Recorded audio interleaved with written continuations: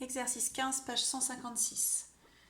Donc vous devez utiliser la méthode expliquée dans la vidéo que vous avez dû regarder pour écrire chaque racine carrée sous la forme A racine de B, avec A et B deux entiers et A le plus petit possible.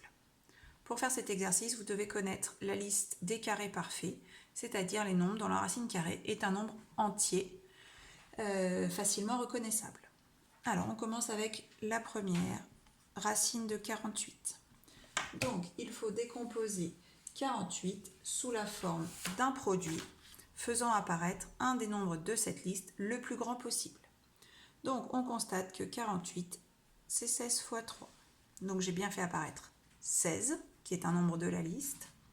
Je décompose ma racine carrée en deux racines carrées et je sais que racine de 16 c'est égal à 4. Donc ma racine carrée de 48 est égale à 4 racines de 3. Je fais de même avec racine de 80.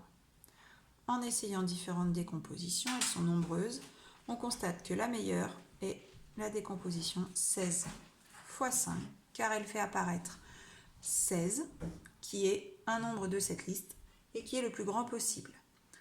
On aurait pu aussi décomposer 80 en 4 fois 20, 4 faisant aussi partie de ma liste, mais il est plus petit que 16.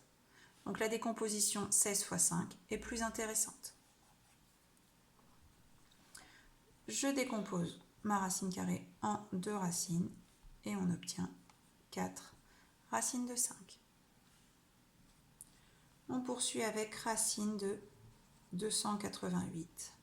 Donc le nombre est un petit peu grand, mais on constate qu'il se décompose en 144 fois 2, 144 étant un des nombres de ma liste. C'est le carré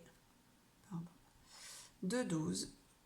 Donc ma décomposition me donne 12 racines de 2. Je poursuis avec la D. Racine de 150. Là encore, de nombreuses décompositions de 150 existent. 15 fois 10, 75 fois 2. Aucune n'est intéressante parmi celles que je viens de donner. Mais par contre, on peut décomposer en 25 fois 6. 25 est un nombre de ma liste, car racine de 25 est égale à 5. Et donc, on obtient 5 racines de 6. Pour le suivant, le E, on peut procéder de différentes manières. Je vous propose une méthode, d'autres étaient possibles. Donc on peut effectuer 8 fois 48, qui nous donne 384, et ensuite essayer de décomposer 384 comme dans les questions précédentes, en faisant apparaître un nombre de la liste. Donc il se trouve que 384, c'est égal à 64 fois 6.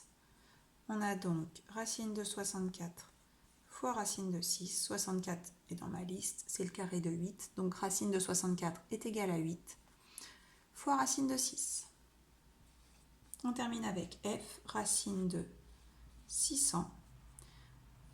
Alors une décomposition évidente saute aux yeux. 600 c'est 100 fois 6 et 100 fait partie de ma liste.